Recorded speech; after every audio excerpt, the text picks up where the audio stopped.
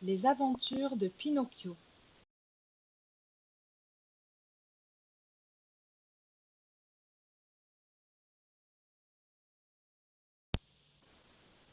Pinocchio et Geppetto. Un soir, un vieux menuisier nommé Geppetto se sent un peu seul dans son atelier. Alors, il a une idée. Il choisit un beau morceau de bois et se met au travail en chantonnant. Qui va fabriquer un beau pantin pour lui tenir compagnie? C'est le vieux Geppetto.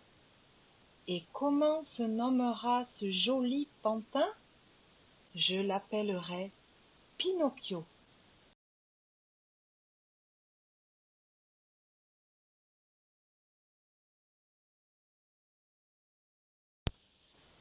Geppetto travaille toute la nuit et au petit matin, son pantin de bois est fini.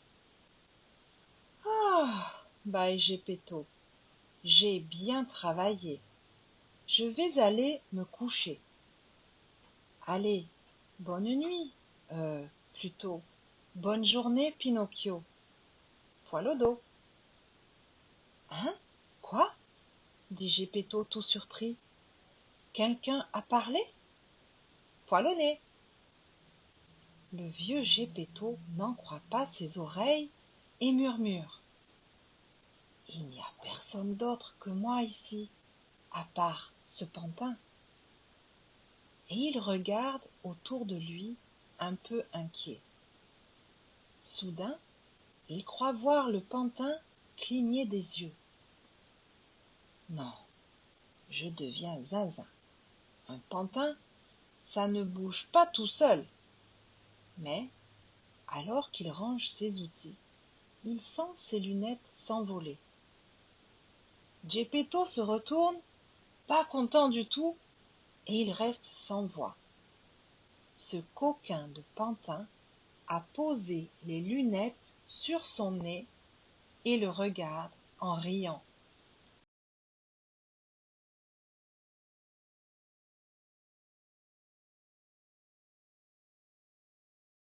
Et voilà soudain qu'il saute de la table où Geppetto l'avait posé. Pi, pi, Pinocchio, tu es vivant! S'exclame Geppetto, stupéfait. Eh oui, répond Pinocchio en lui tirant la langue. On dirait un vrai petit garçon. Mon petit garçon, s'exclame Geppetto, qui a toujours rêvé d'avoir un enfant. Le vieil homme attrape Pinocchio et se met à danser de joie. J'ai un fils! J'ai un fils! Mais le pantin a trop envie de se dégourdir les jambes et zou!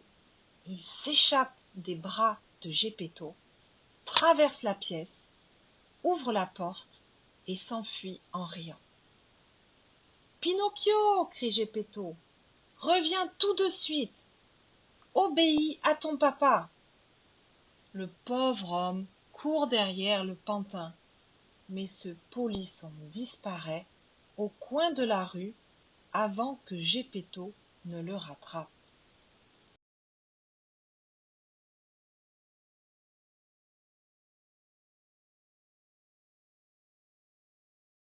Loin de Geppetto, Pinocchio s'amuse comme un fou. Il gambade à toute allure avec ses petites jambes de bois. Mais au bout d'un moment, il commence à avoir faim et il décide de rentrer chez Geppetto. Sur le seuil de la porte, il s'écrie: Eh oh, Geppetto, c'est moi, Pinocchio. Je suis revenu et j'ai drôlement faim.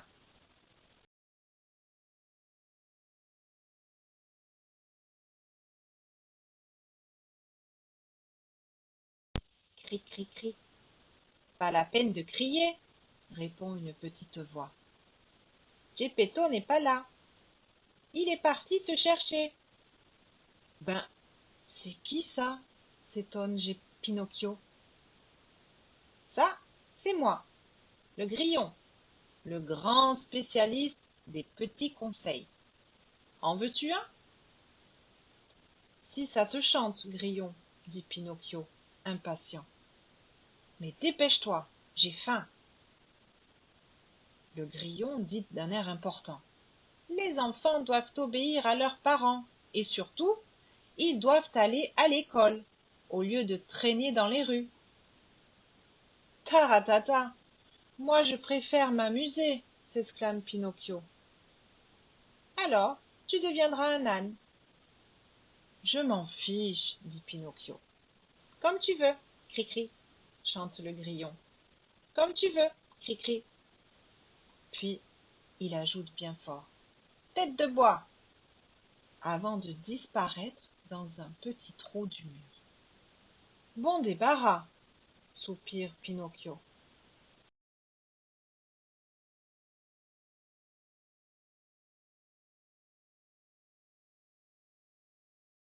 Se rappelant qu'il a faim, Pinocchio se met à chercher quelque chose à manger.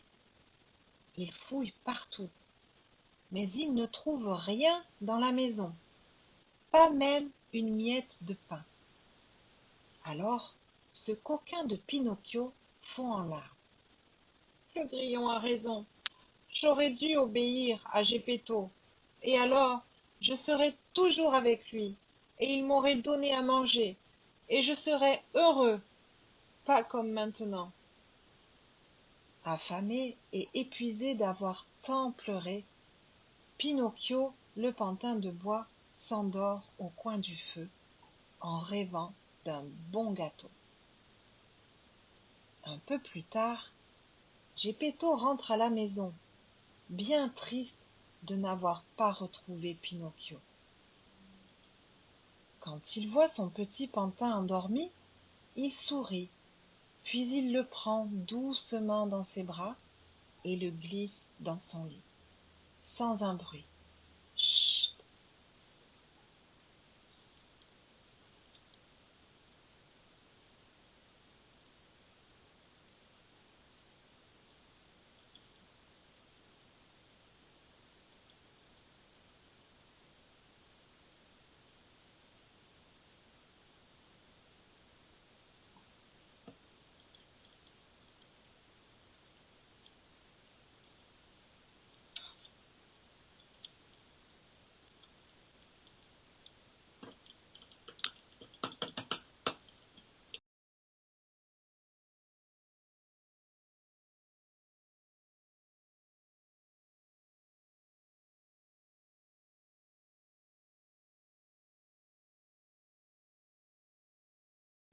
Le trésor. Après le spectacle de marionnettes, Pinocchio s'apprête à rentrer chez lui, tout content d'avoir gagné 5 beaux écus d'or. Il fait tinter ses sous.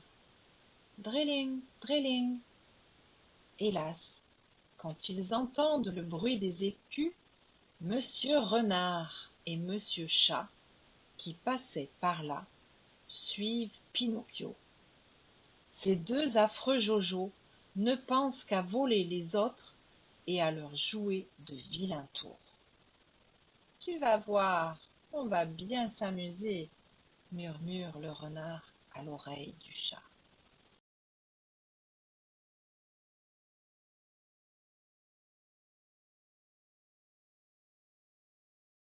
Bonjour, jeune homme. Comment t'appelles-tu?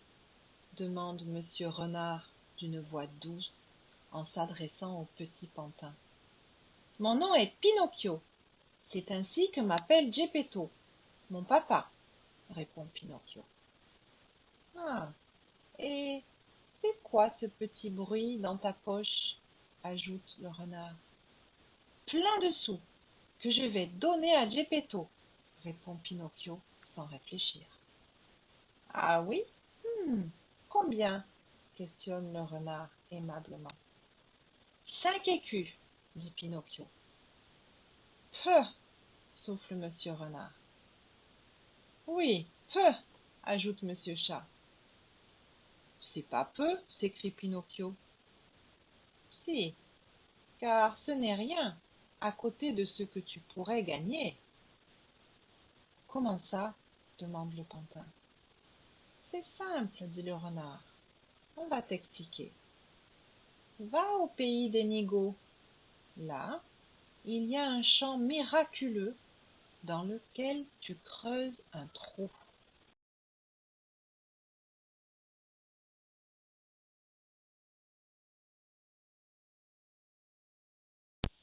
Même qu'on peut t'aider, miaule le chat.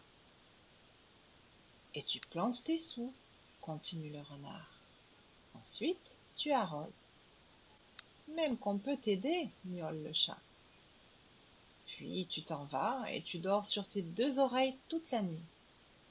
Même qu'on peut t'aider, miaule le chat. Tais-toi, stupide chat, glapit le renard. Bon, j'en étais où? Ah oui, le lendemain, tu retournes au même endroit et ô merveille! À la place de tes 5 pauvres écus, un arbre couvert de pièces d'or aura poussé. C'est vrai? Oh, emmenez-moi au pays des nigauds, s'écrie Pinocchio, tout excité. Ça tombe bien, on y va demain, dit Monsieur Chat. Non, tout de suite, supplie Pinocchio. Bon, alors en route, dit le renard. C'est par là.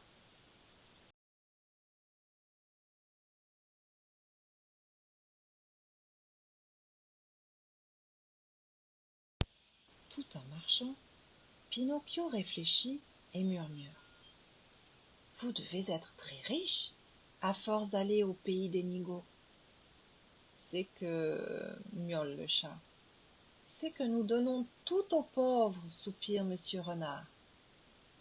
Ben dites donc, vous êtes drôlement gentil, dit Pinocchio. Après un bout de chemin en pleine campagne, le renard s'exclame.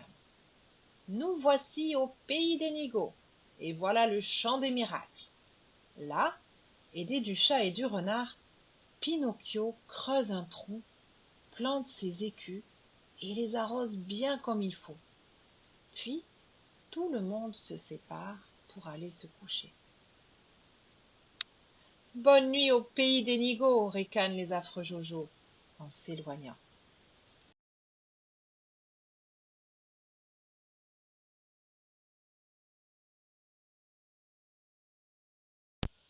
Le pauvre Pinocchio est si fatigué qu'il ne va pas bien loin, et il s'endort sur un talus. Au matin, il retourne au champ des miracles et découvre le gros trou, vide. Son argent a disparu. Mais où est l'arbre aux pièces d'or qui devait pousser là? S'écrie le pantin. Dans le silence, une voix roucoule. Moi je le sais, petit nigaud. Pinocchio lève le nez et voit un pigeon dodu comme un dindon. C'est le chat et le renard qui ont pris ton argent. Je les ai vus alors que je me reposais sur cet arbre. Pinocchio se met à pleurer. C'est vrai, je suis un nigaud. J'aurais dû rentrer à la maison, comme prévu, et donner mes sous à Geppetto. Et Geppetto? Tu connais Geppetto? Roucoule le pigeon. Oui, c'est mon papa, dit Pinocchio en séchant ses larmes. Alors tu es Pinocchio, s'exclame le pigeon. J'ai vu ton père hier soir, au bord de la mer. Il semblait tout triste.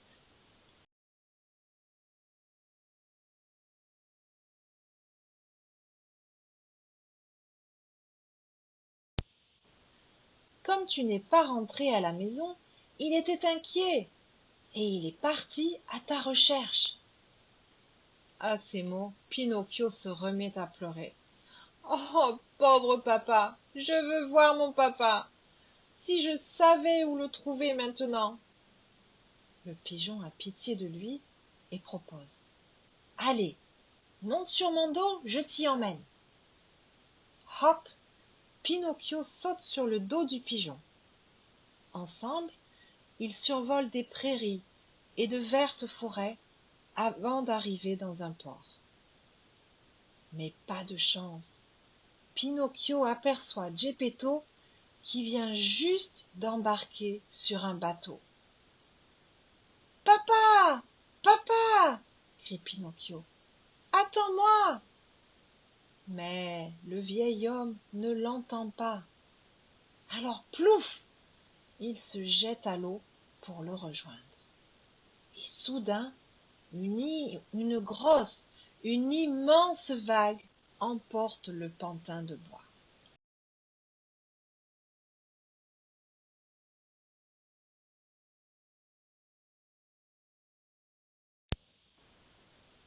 Pinocchio et la fée bleue. Après plusieurs heures passées en mer, Pinocchio s'échoue sur une île. Étendu sur le sable, le pauvre pantin, tout désarticulé, est presque mort. C'est à ce moment-là qu'arrive une belle dame. C'est la fée bleue. Elle le prend doucement dans ses bras et le ramène chez elle pour le soigner.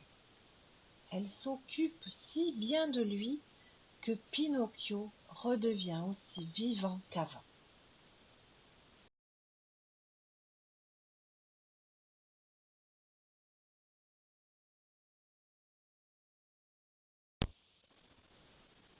Raconte-moi ce qui t'est arrivé, petit pantin, lui demande la fée bleue.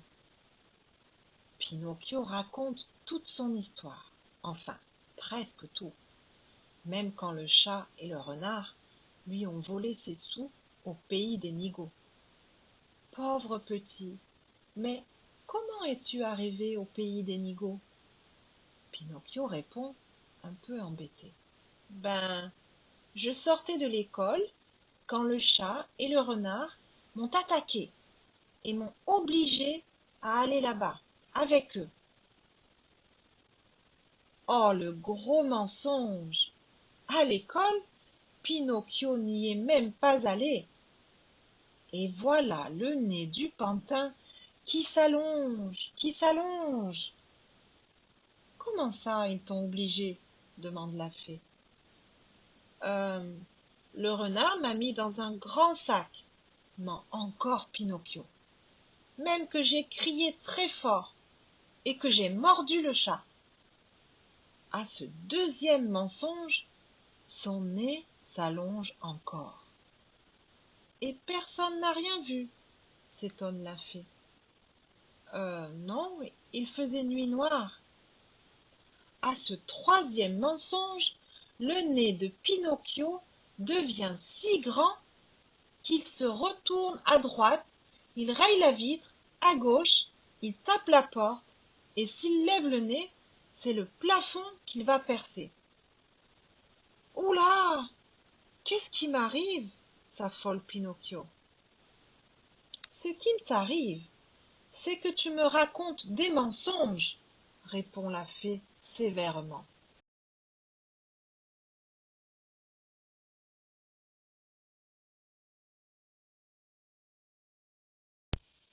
Mais je ne peux pas rester comme ça.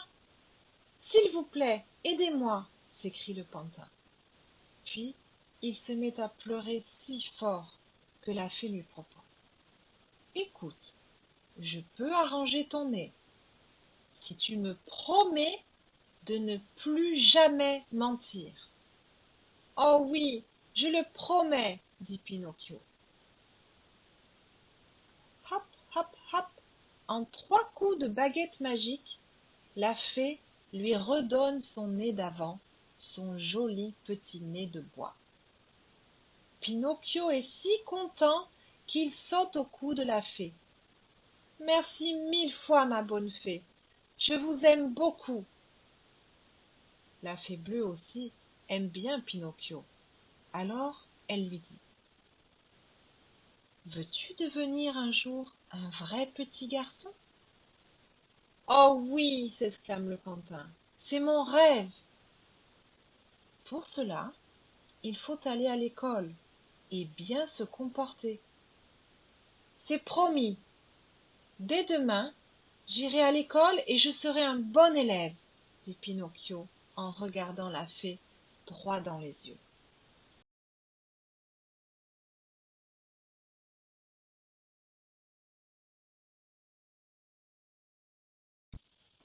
Au pays des jouets. Un matin, sur le chemin de l'école, Pinocchio croise Lumignon, son meilleur ami. Hé, Lumignon, lance Pinocchio, l'école c'est de l'autre côté. Tu ne vas pas dans le bon sens. Bien sûr que si, car je vais au pays des jouets, répond Lumignon. C'est mieux que d'aller à l'école. On y fait tout ce qu'on veut et on est toujours en vacances. C'est vrai ça? S'étonne Pinocchio. Oui, comme je te le dis. Viens avec moi et tu verras. Oh, j'aimerais bien, soupire Pinocchio. Mais j'ai promis d'aller à l'école. Tu iras une autre fois, dit Lumignon.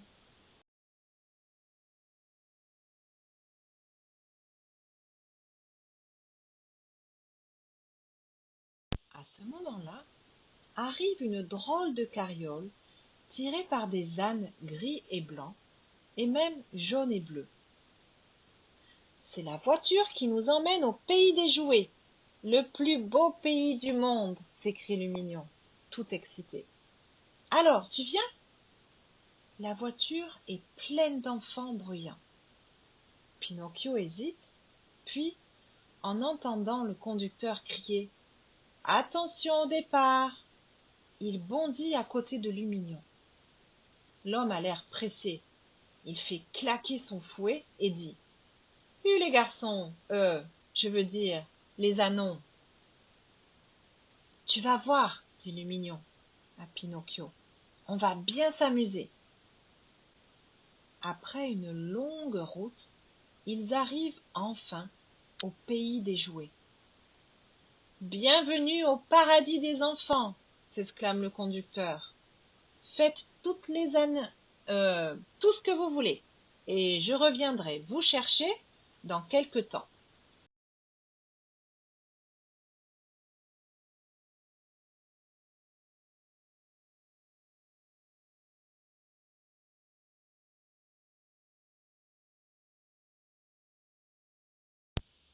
Mais voilà qu'un matin, Pinocchio se réveille et découvre, devinez quoi? Deux grandes oreilles d'âne sur sa petite tête de bois. Affolé, il court chez Lumignon et frappe à sa porte en hurlant. « Au secours, Lumignon! Ouvre-moi! J'ai des oreilles d'âne qui me poussent. » Une drôle de voix lui répond. « Hi-han! Entre, Pinocchio !»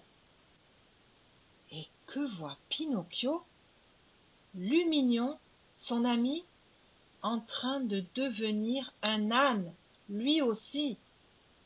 En plus des grandes oreilles, des poils ont poussé sur son dos, une longue queue lui pend au derrière, et des sabots remplacent ses mains et ses pieds.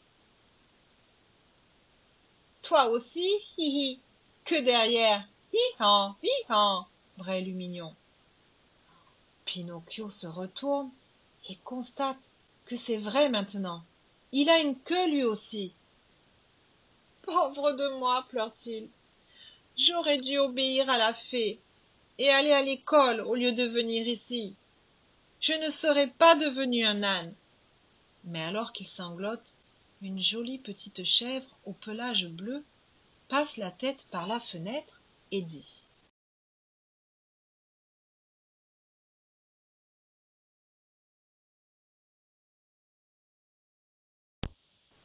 File, Pinocchio, pars le plus loin possible. Sinon, tu vas devenir vraiment âne, comme Lumignon.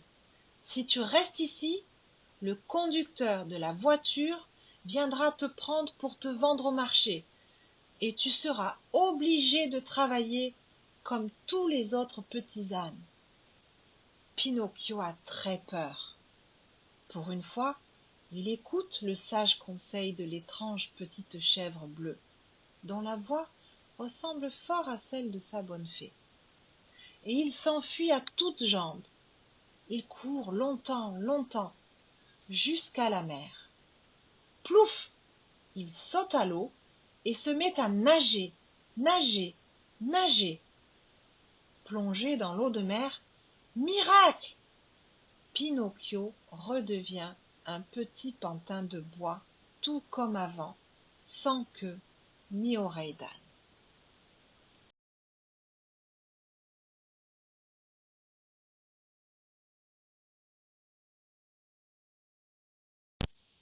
Dans le ventre de la baleine. Pinocchio, soulagé d'être redevenu un pantin de bois, nage en pleine mer avec les poissons. Soudain, horreur! Un monstre marin qui ressemble à une baleine sort sa tête de l'eau et fonce droit sur lui. Pinocchio nage à toute vitesse. « Au secours! Au secours !» s'écrie le pauvre pantin, affolé.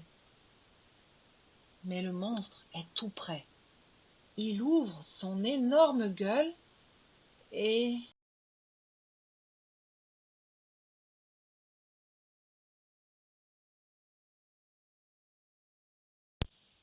avale Pinocchio tout rond comme si c'était un macaron. Dans le ventre du monstre, il fait noir et ça sent fort le poisson. Le pauvre petit pleure. « Je veux mon papa !» « Qui pleure ici ?» s'écrie une voix dans l'obscurité.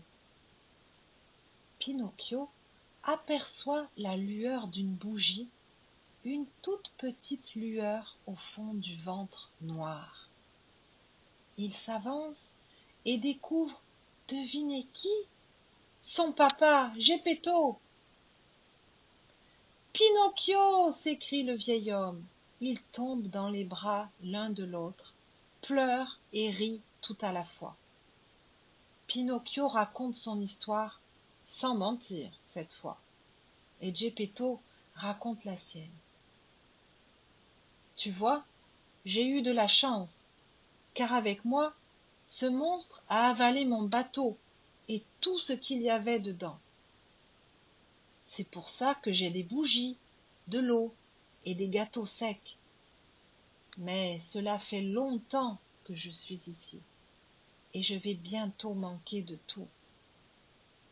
Alors il ne faut pas rester là, il faut nous enfuir, s'exclame Pinocchio.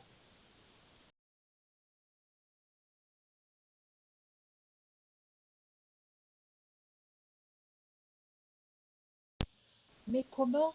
Soupire Geppetto. Soudain, un énorme grondement se fait entendre. Oh! Qu'est-ce que c'est? Demande Pinocchio très inquiet. Oh, c'est le monstre qui ronfle, répond Geppetto. S'il ronfle, c'est qu'il dort la gueule ouverte. C'est par là qu'on va pouvoir sortir, dit Pinocchio plein d'espoir. Je crois que tu rêves, mon fils, murmure Geppetto. Mais non, il faut tout essayer, s'écrie Pinocchio.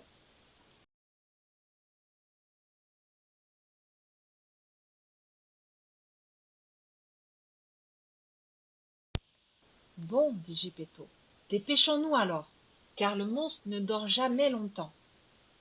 Tous deux remontent le ventre de la baleine et arrivent dans sa gorge. Sa gueule est ouverte et on aperçoit même un bout de ciel. Allons-y, papa, chuchote Pinocchio. Main dans la main, Pinocchio et son père avancent doucement vers les terribles dents du monstre. Mais leurs pas le chatouillent et il aspire l'air violemment, rejetant Pinocchio et Geppetto en arrière. Puis, atchoum! La baleine éternue si fort qu'elle les projette enfin libres dans la mer. Je ne nage plus très bien, tu sais, dit Geppetto en s'agrippant à Pinocchio. Pas grave, accroche-toi à moi. Tu m'as fait en bois, alors tu vois, je flotte. Hélas, Geppetto est bien plus lourd que le petit pantin. et il s'enfonce dans l'eau. Continue sans moi, mon garçon. Pas question, crie Pinocchio. Mais bientôt, il commence à voir la tasse. Au secours, glou-glou, s'écrie-t-il. Par chance, un gros thon passe par là.